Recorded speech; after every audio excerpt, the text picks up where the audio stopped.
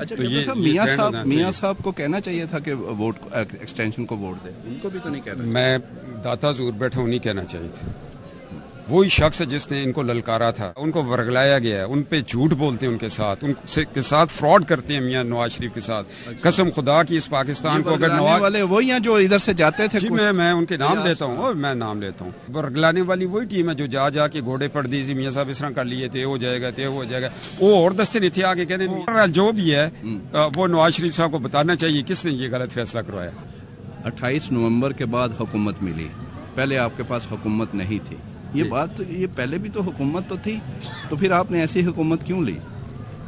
वो बाजवा के नीचे दबी हुई हुकूमत थी।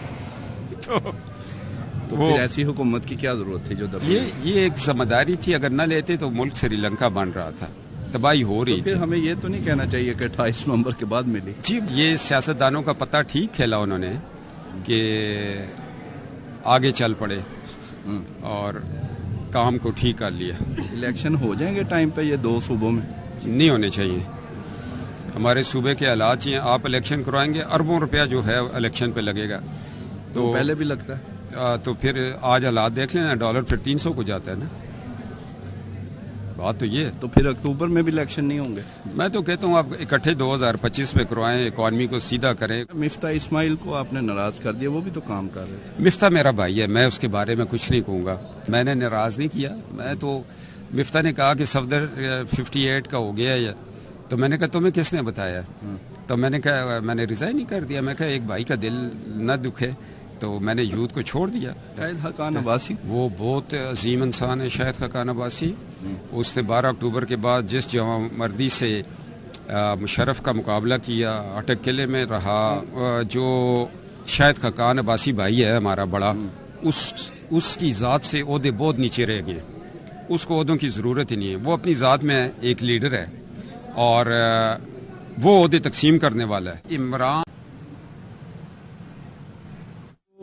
मुनहरफ हो के आपके पास आए पीटीआई से जी, कुछ MNA राजा रियाज इस तरह के, उनके बारे में क्या कहते हैं? वफादारी तब्दील करनी चाहिए? नहीं करनी चाहिए।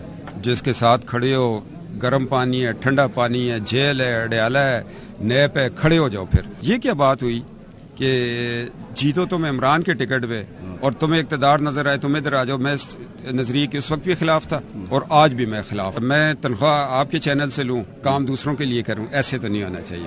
वो कहाँ गया वोट को इज्जत दो कभी? ये सवाल आप मुझसे क्यों पूछ रहे हैं? वोट को इज्जत दो किससे पूछना? नहीं, इसलिए कि मैंने बोर्डों पे लिख के लोगों को याद कराया था। ये बयानिया बड़ा स्ट्रांग था, मगर हमने वोट को उस दिन बेइज्जत कर दिया जिस दिन हमने अपना वोट बाजवा को एक्सटेंशन के लिए दे दिया। अब ये नजरिया नहीं चलेगा वोट को इज्जत हो। हमने दफना दिया इस नारे को, अफसोस से कहता हूँ। तो अब क्या चलेगा? अब यही होगा, आटा सस्ता करेंगे, बिजली सस्ती देंगे। ये हम अभी कौम तो नहीं है अभी भाईजान। और इसमें जिम्मेदार कौन है? शहबाज शरीफ है भाईजान। इसमें हर वो मुस्लिम लीग का बंदा माइनस परवेज रशीद जिसने वोट नहीं दिया, जिसने भी वोट दिया वो मुजरम है वोट को इज्जत दो के नारे का। ये कोई बात है यार? आप लीडर के सामने खड़े ही न हो कि नहीं सर ये गल नहीं करनी असी। तुसी तो सारे लालची हो, टिकट मिल जाए, चापलूसियां कर लीए, गोडियां नूं हाथ ला लीए, असी MNA बन जाइए अपने पिंड दे, तो की फायदा उस MNA बनने का यार, जब तो आप नजरियात क्या तहफ़्फ़ुज़ नहीं कर सकते थे? कायदे आज़म के आगे लोग नहीं खड़े होते थे?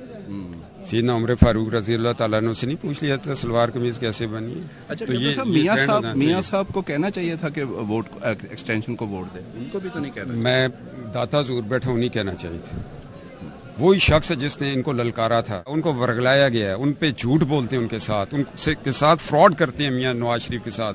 कसम खुदा की इस पाकिस्तान को अगर नवाज वाले वही हैं जो इधर से जाते थे। जी मैं उनके नाम लेता हूँ और मैं नाम लेता हूँ। वर्गलाने वाली वही टीम है जो जा के घोड़े पड़ दी, मियां साहब इस तरह कर लिए थे, हो जाएगा। वो और दस्ते नहीं थे आगे कहने। जो भी है वो नवाज शरीफ साहब को बताना चाहिए किसने ये गलत फैसला करवाया। 28 नवंबर के बाद हुकूमत मिली, पहले आपके पास हुकूमत नहीं थी। ये बात, ये पहले भी तो हुकूमत तो थी, तो फिर आपने ऐसी हुकूमत क्यों ली? वो बाजवा के नीचे दबी हुई हुकूमत थी। तो फिर ऐसी हुकूमत की क्या जरूरत थी जो दबी? ये एक जिम्मेदारी थी, अगर न लेते तो मुल्क श्रीलंका बन रहा था।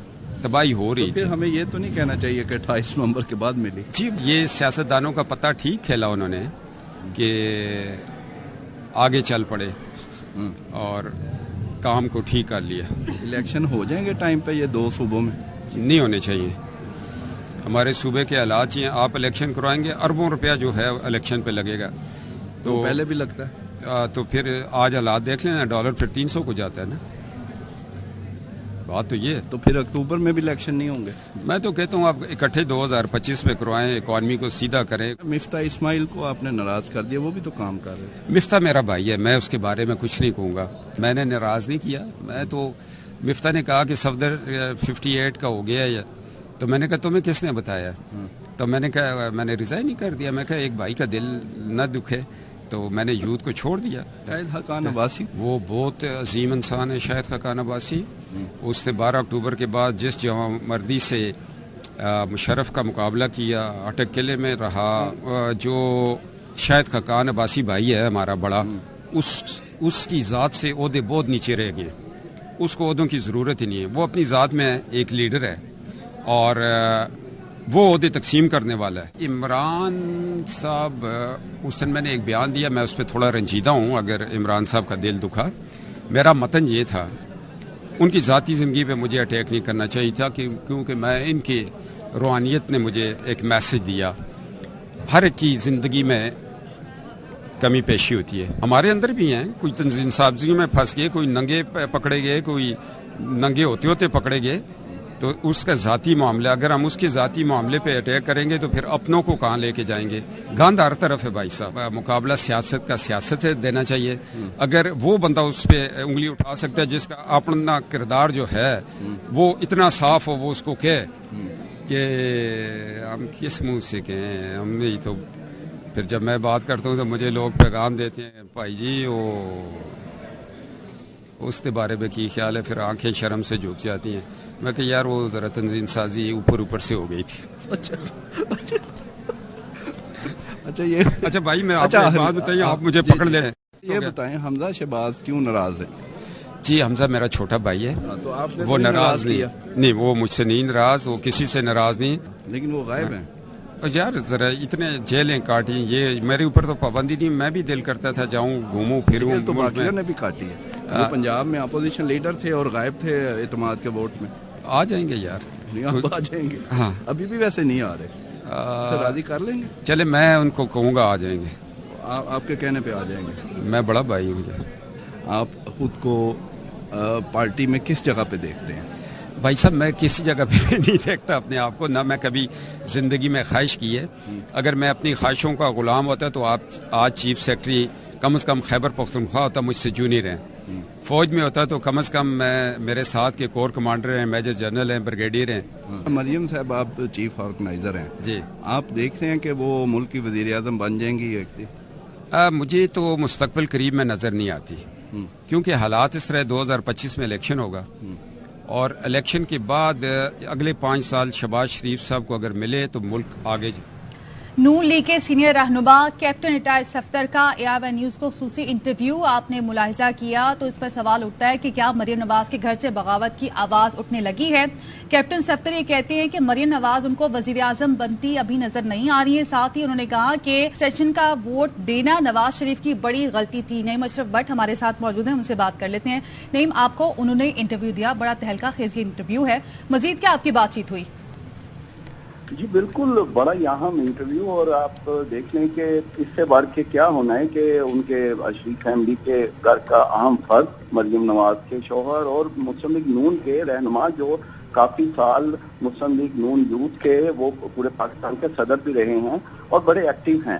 ایکچولی یہ ہمیں داتا دربار لاہور میں رات کو عشاء کے نماز کے بعد وہاں پر یہ آئے اور وہاں پر ان کا ہم نے انٹرویو کیا, اور یہ شاید وہ ایک بڑی ہستی کا کہہ لیں کہ فیض تھا کہ وہاں پر بالکل سیدھی باتیں انہوں نے کی, سچ بولے, اور ہم یہ کہہ سکتے ہیں کہ بالکل بغاوت کا